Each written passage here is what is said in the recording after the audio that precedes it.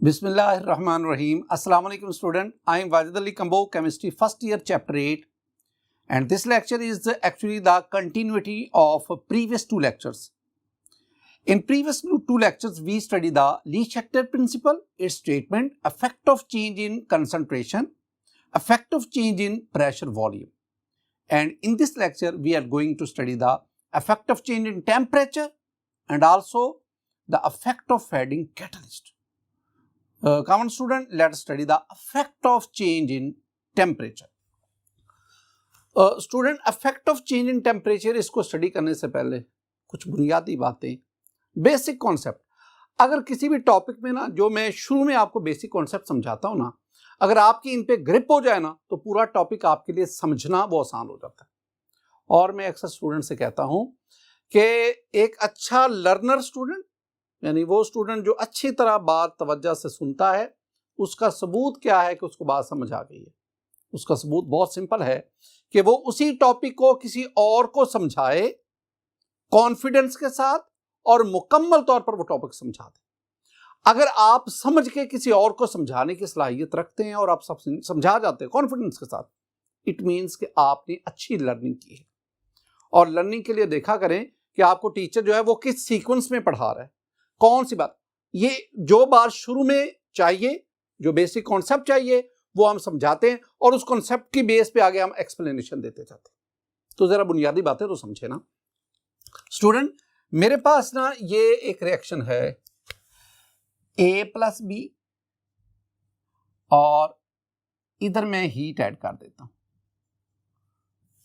These are the reactants, ये reactants है.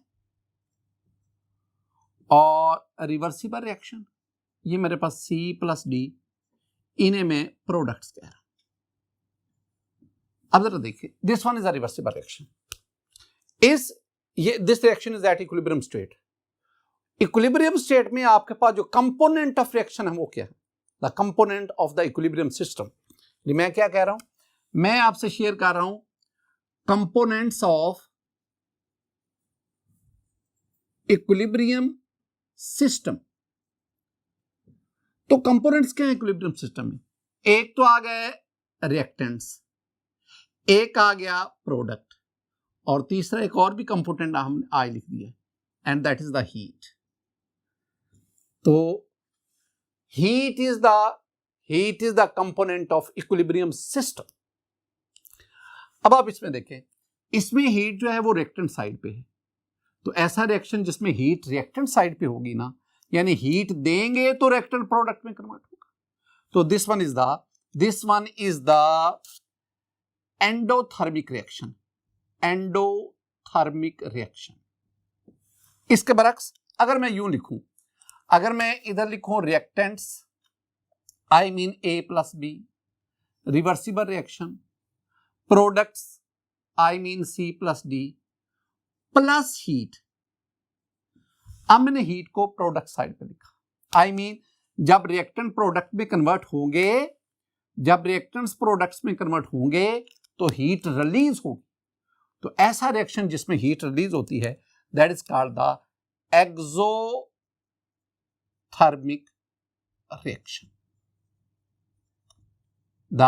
This reaction is endothermic reaction. अब जरा एक दो बातें ना, पहली जो बुनियादी कॉन्सेप्ट आपको मैं समझाना चाह रहा था वो यहां पे खत्म हो गया. अब जरा एक और बात सुनिए. ये ऊपर वाला जो रिएक्शन है, अगर मैं टेम्परेचर चलें दोनों की बात हम कर लेते हैं, दोनों रिएक्शन की बात कर लेते हैं.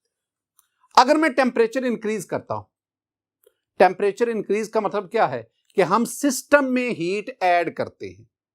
When temperature rise in temperature mean heat is added in the system.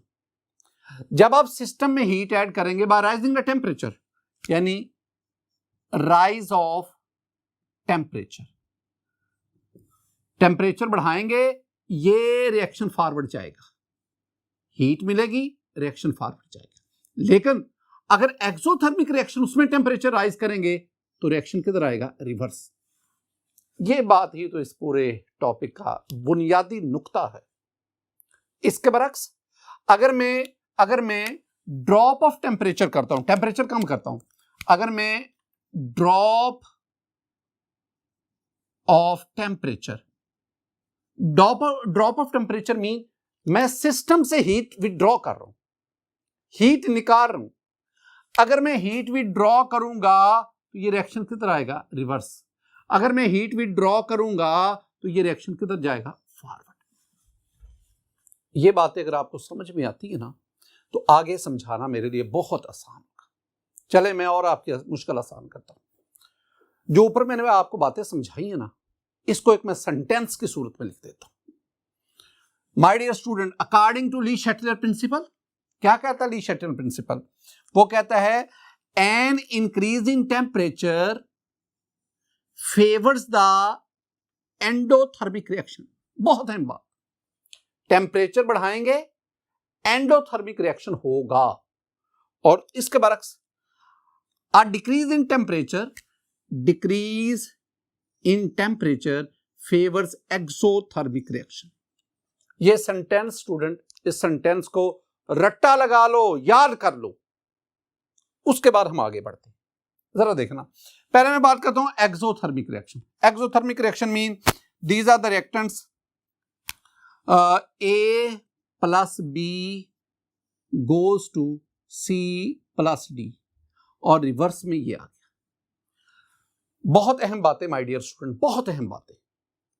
पहली बात, इस रिएक्शन के आगे लिखा हुआ है delta H that is equal to minus negative.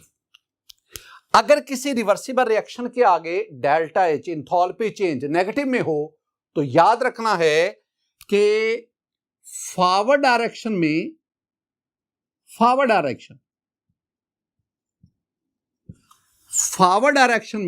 वो रिएक्शन है एक्सोथर्मिक।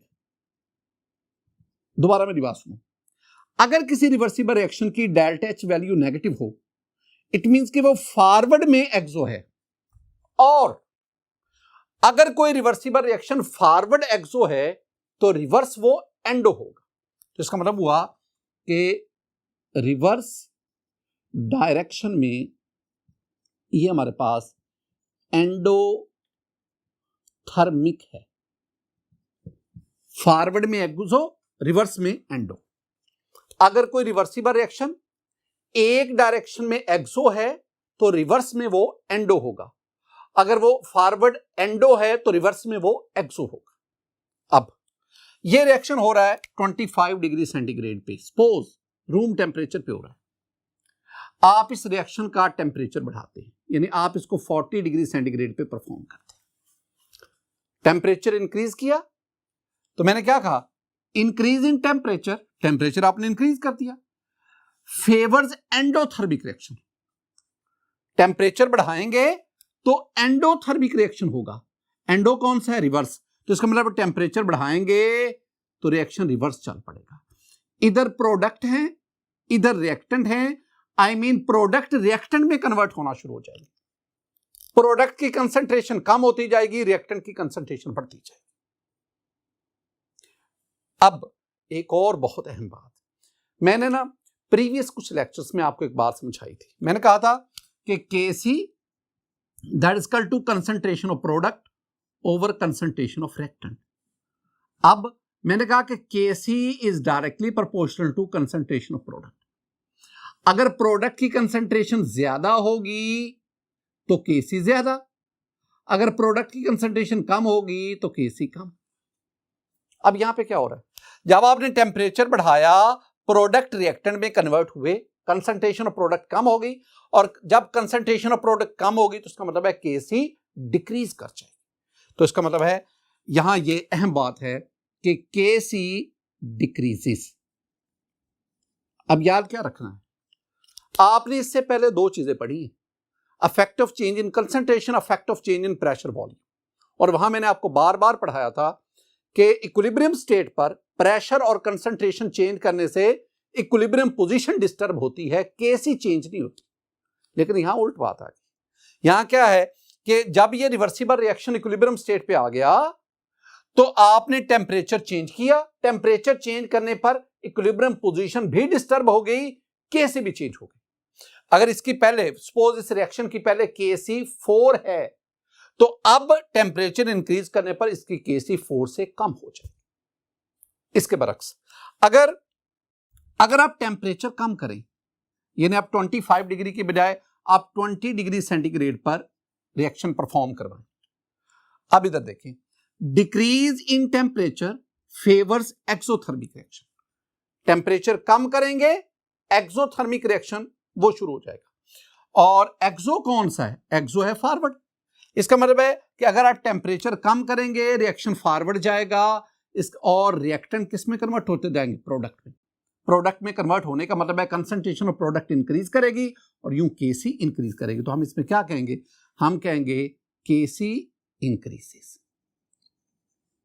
ये वो बुनियादी बातें हैं और ये सारी बातें मैंने इसी सेंटेंस से निकाली।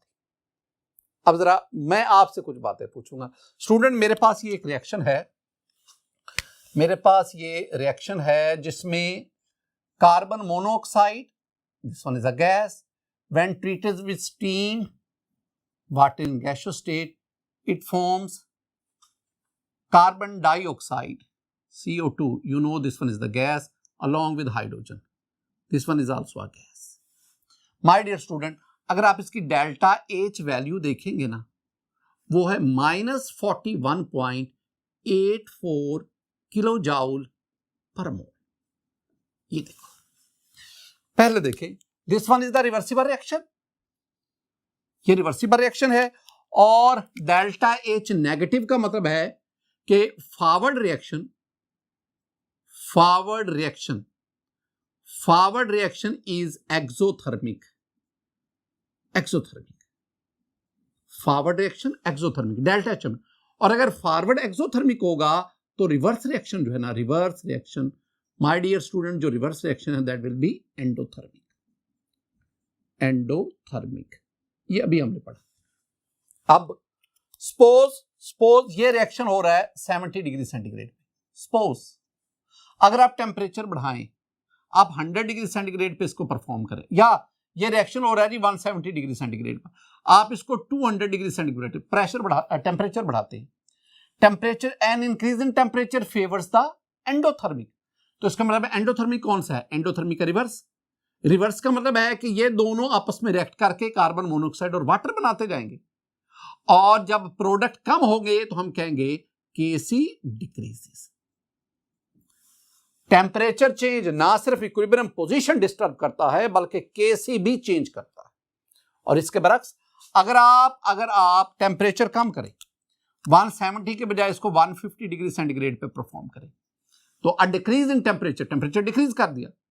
इसका मतलब अब आप हीट रिमूव करवाएंगे। Decrease in temperature favours exothermic, और एक्सो का मतलब क्या है? फॉरवर्ड। तो रिएक्शन किधर जाएगा? फॉरवर्ड का मतलब है प्रोडक्ट और बनता जाएगा, और प्रोडक्ट और बनने का मतलब है केसी इंक्रीजेस।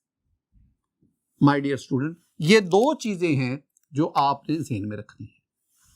अब आए, पहले तो हमने पढ़ा था ना एक्सोथर्मिक, अब आए एंडोथर्मिक रिएक्शन की तरफ। कैसे? ये मेरे पास है A plus B, these are the reactants. Reaction किया, हमारे पास आ गया C प्लस D, और इसकी डेल्टा H जो है वो अब है पॉजिटिव। हम क्या कहेंगे? हम कहेंगे अगर किसी रिवर्सिबल रिएक्शन में डेल्टा H पॉजिटिव आए तो इसका मतलब है कि forward reaction that is endothermic. उसके उलट आ गया पहले वाली बात के, एंडोथर्मिक।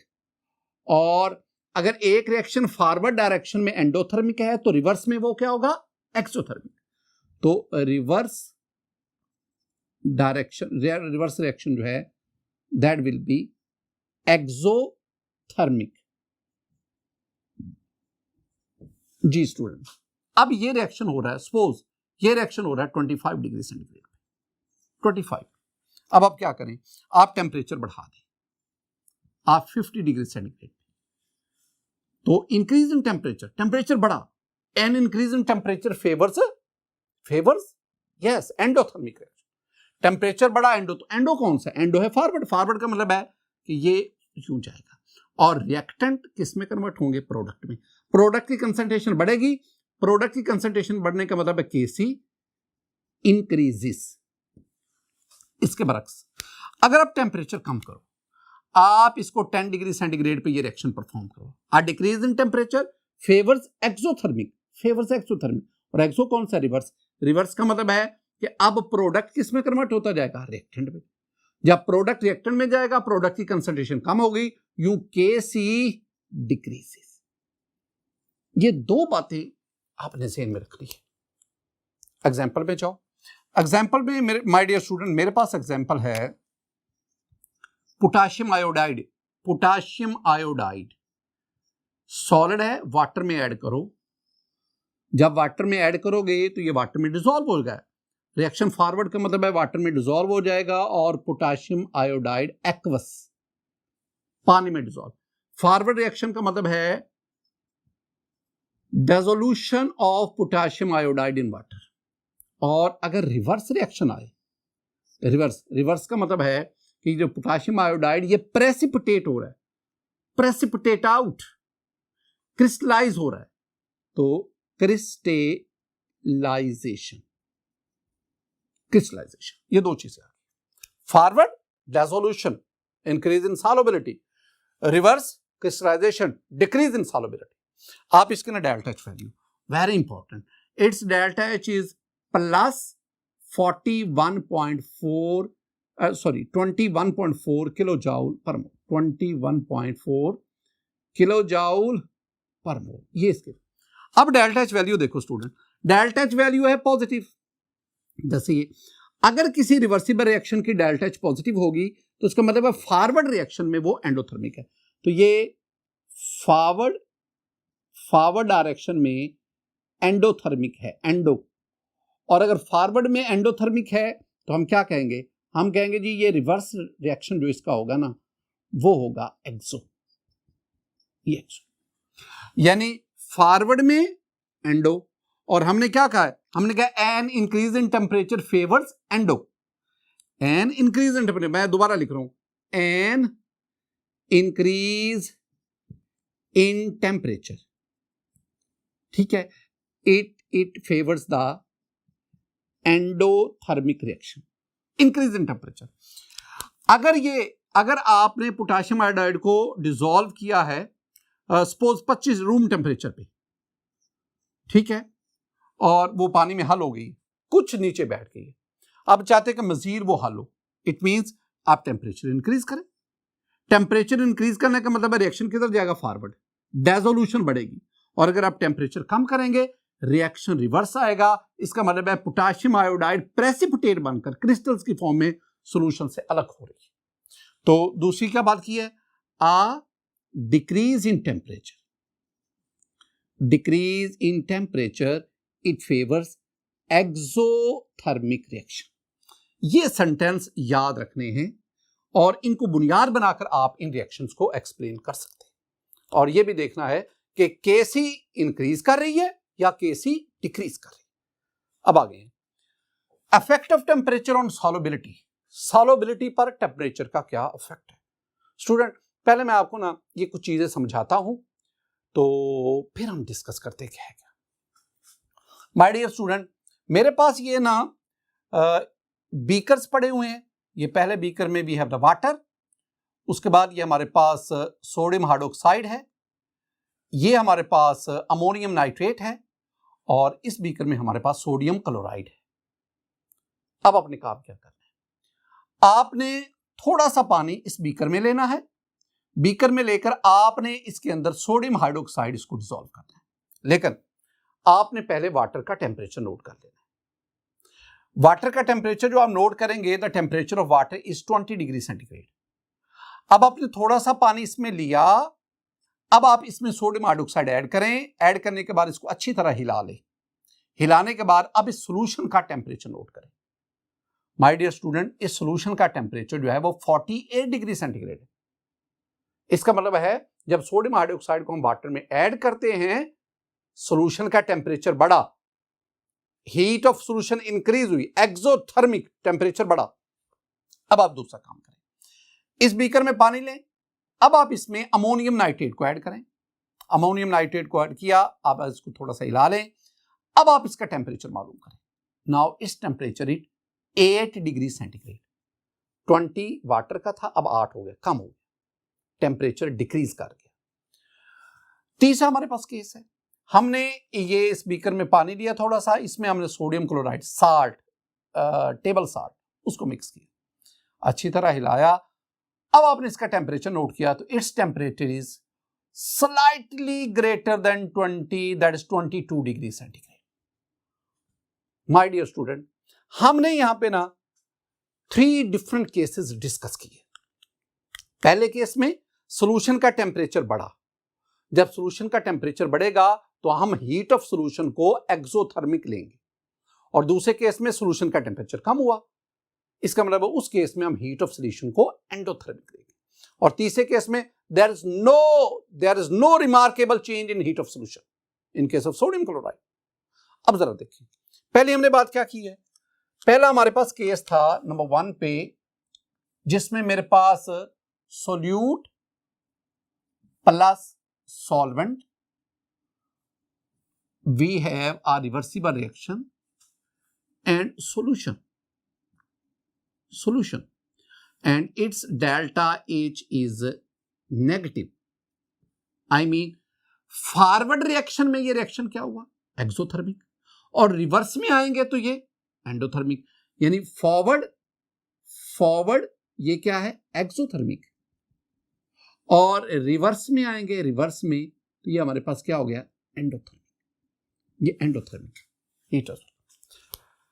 ऐसा जो रिएक्शन है ये किस केस में होता है, ऐसा आपके पास ना, मैं एग्जांपल आपको बता दूं, आपके पास है लाइम सोडियम हाइड्रोक्साइड ले लो, सम एसिड्स, वो भी ऐसा बिहेवियर, एसिड को वाटर में डालेंगे तो सॉल्यूशन का टेम्परेचर इंक्रीज कर जाता है, ये है मेरे पास। अब इनमें देखें और भी बहुत सारे आपके पास, नेक्स्ट जाके हम इनको पढ़ेंगे कि आपके पास है जी KCl है, इस तरफ KNO3 है, बोरेक्स है, एंड मैनी मोर, यहां पढ़े।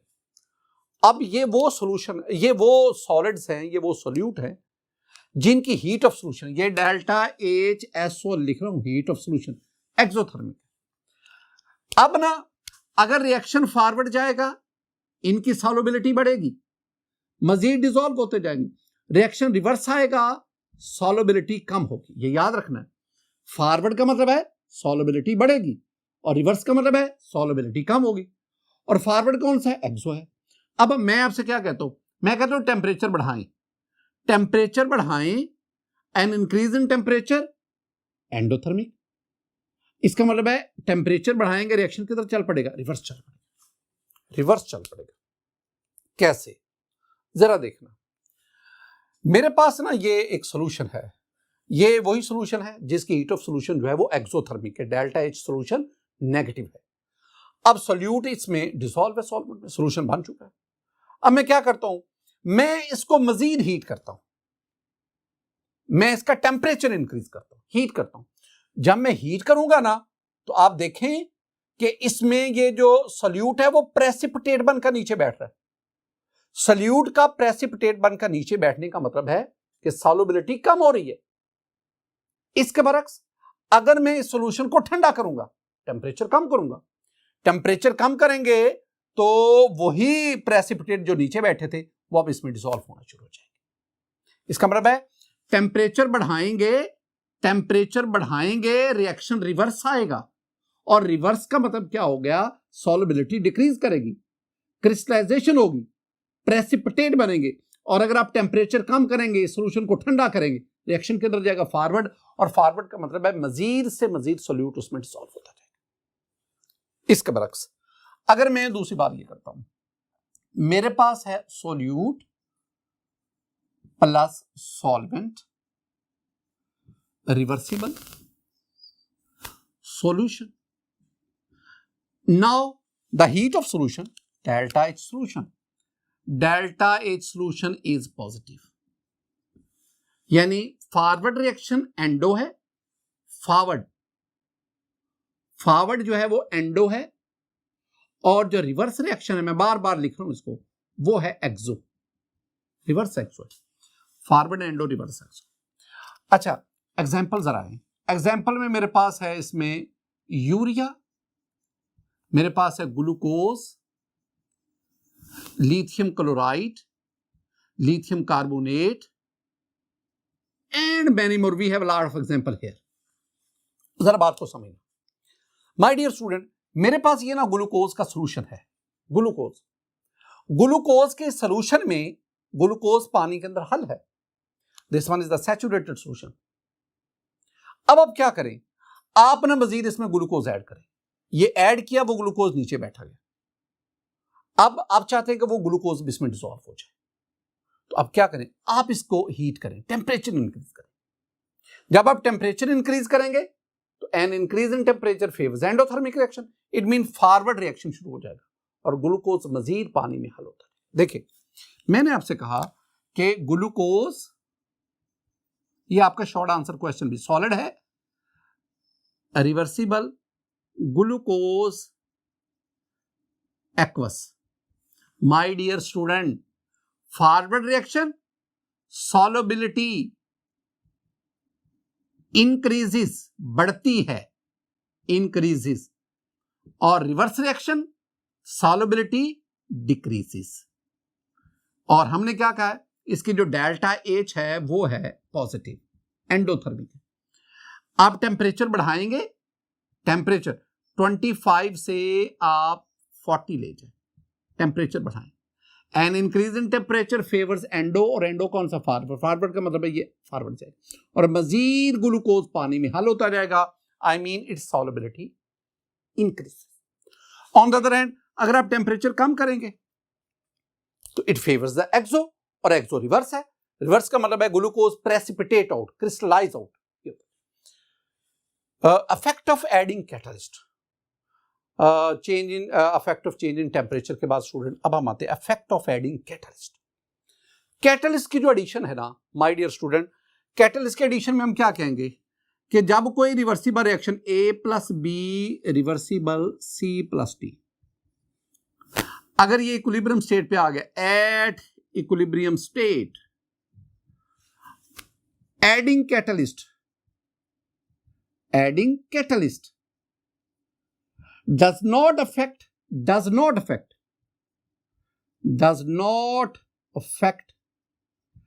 equilibrium position as well as Kc. इसको अफेक्ट नहीं करते, तो फिर कैटलिस्ट ऐड ही क्यों करते? माय डियर स्टूडेंट, ये बहुत अहम बात है. जो आप कैटलिस्ट ऐड करते हैं ना, कैटलिस्ट की एडिशन से वो इक्विलिब्रियम जो 10 मिनट में, वो रिवर्सिबल रिएक्शन जिसने 10 मिनट में इक्विलिब्रियम पोजीशन पर पहुंचना था, कैटलिस्ट ऐड करने की वजह से वो विद इन सेकंड इक्विलिब्रियम पे पहुंच जाता. तो सेंटेंस याद रखना, 3 में बातें करूंगा, याद रखनी. By adding the catalyst it helps to achieve the equilibrium position earlier. ये इक्विलिब्रियम पोजीशन को अर्लियर अचीव करने में मदद देता है. कैसे? By lowering the activation energy. ये दूसरी बात आ गई, by lowering the activation energy. और एक्टिवेशन एनर्जी कैसे लोअर करता है? By changing the mechanism of the reaction. तो रिएक्शन, 3 बातें मैंने कहा थी. A catalyst, by adding a catalyst we achieve the equilibrium position earlier. Catalyst increases the both forward and reverse reaction at equal rates. जितना तेज ये reversible reaction करता है, उतना फॉरवर्ड रिएक्शन करता है, उतना तेज ये रिवर्सिबल रिएक्शन करता है. ये बातें आप कैटलिस्ट के बारे में. My dear student, at the end मैं आपके साथ ना ये एक टेबल जो है ना, वो मैं आपके साथ शेयर करने जा रहा हूं. मेरे पास ये एक टेबल है. इस टेबल में ना हमने पहले कंडीशंस ली हैं. कंडीशंस में मेरे पास, कंडीशन के बाद मेरे पास इक्विलिब्रियम पोजीशन आ गई, और फिर मेरे पास आ गया Kc. पहली बात हमने की है कंसंट्रेशन की. जब आप चेंज इन कंसंट्रेशन लाते हैं तो equilibrium position changes but Kc remains constant. दूसरी बात, जब आप प्रेशर वॉल्यूम को चेंज करते हैं, equilibrium position changes but Kc remains constant, no change in Kc. जब आप टेम्परेचर को चेंज करते हैं तो इक्विलिब्रियम पोजीशन भी चेंज हो जाती है, Kc भी चेंज हो जाती है. और आखिरी बात, जब आप कैटलिस्ट इसको ऐड करते हैं तो there is no change in equilibrium position as well as there is no change in KC. ये बातें आपने ज़हन में बिठाना। माय डियर स्टूडेंट, आज के इस लेक्चर में हमने ली शैटलर प्रिंसिपल इस टॉपिक को हमने वाइंड अप किया, और आज के इस लेक्चर में हमने effect of change in temperature और effect of adding the catalyst इसको स्टडी किया। मेरी दुआ है कि अल्लाह ताला आप पर अपना फजल और करम फरमाए। अस्सलामु अलैकुम व रहमतुल्लाह।